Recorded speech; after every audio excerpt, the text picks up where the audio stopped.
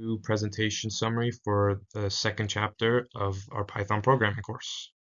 Just like last time, I put up this agenda presentation where I'm basically saying that I'm just going to bold the important topics and I'm going to mention a bunch of things, but I'm not going to really talk too in depth about the things that aren't bolded. Feel free to pause and rewind the video as needed to view the definitions. And in the middle of these definitions, I'll also give visuals and different examples to help strengthen the content and understanding. Assignments and naming. I think it's very important that we establish the definition of what a variable really is before we keep using the term. Uh, a variable is a named storage for a value in memory. For example, x equals 10. It's also important to note that something like an assignment variable, which we use the equal sign, does not mean equals. It means that it's assigning the right side value to the left side variable. Incrementing means increasing a variable's value. An identifier is the name given to variables, functions, and other things that will be recalled later on throughout your script. And case sensitivity is very important. It determines the difference between different names, identifiers of variables and functions. And PEP 8 is a style guide for Python code readability, which is really important if you're trying to give code to other people, trying to make it something that others can understand more easily. Formatting can be seen in this image in front of you. The source is from ChinaMat on YouTube. It shows how before everything's very compact and it's tough to really see the different sections of the code. But afterwards, it shows proper spacing and indentation, as well as documentation and separation to make it more easily readable. Types and mutability. I didn't really go into the mutability section, but let's focus on objects and data types. An object is a very important concept to understand. It's everything in Python that has a type, a value, and an identity. Also, with type, there's a function for it, of which determines an object's category, examples such as int, float, and other things. An identity, used as below in front of you, ID, is a unique ID assigned to object. And value, I've mentioned it a couple of times, but let's specify. It's the actual data stored in an object.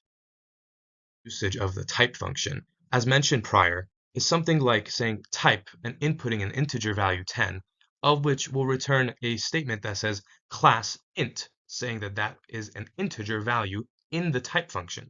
Similarly, things like a string will return str to represent string for putting test into the type. And other things are also listed in case you are curious. Float point number, or floats, are a number with a decimal. Things that are represented by something like 3.14 specifically are floating point literals, given as a float. An overflow occurs when a number is too large to be represented, and an overflow error is when a number exceeds the maximum size for a float. Another important concept to understand is something like import math. It imports math functions and constants that are used very often. 2.11.2, it says that string name2 underscore input is read from input.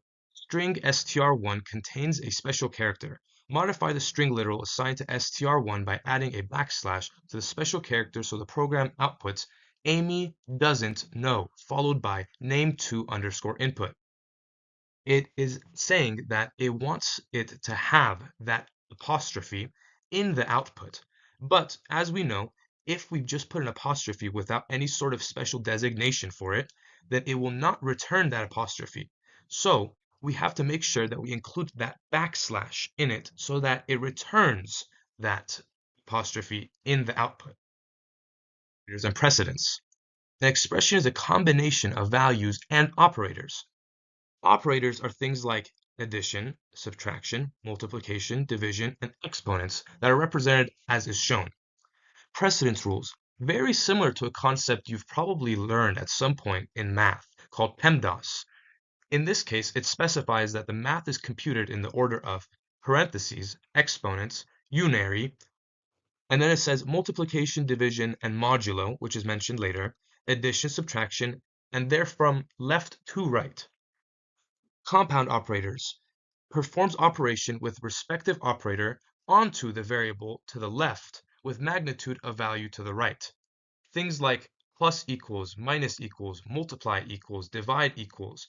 It performs that operation with the value to the right onto the variable that is on the left side. A modulo operator finds the remainder of a division, which is very useful in many mathematical situations. 2.14.1, it says that driving is expensive. Write a program with a car's gas mileage in miles per gallon and the cost of gas in dollars per gallon as floating point input, and output the gas cost for 20 miles, 75 miles, and 500 miles. The code in front of you is what I produced to meet that requirement. Initially, we mentioned that miles_gal is a float input, gas_gal is a float input, and then for each of those 20 miles, 75 miles, and 500 miles, I made a separate calculation. I said that 20 miles cost is equivalent to 1 over, in parentheses, miles_gal divided by 20, and so on and so on. I won't mention all the specificities, but I'm trying to emphasize that the parentheses and the order of operations matter a lot. And escape sequences. A script versus a module. The script runs code directly, and a module is a packet imported into the script. Import just loads a module, example, import random or import math. And function calling, executing a function which is a reusable block of code with arguments. Other things like escape sequences and random functions are also listed in case you were curious.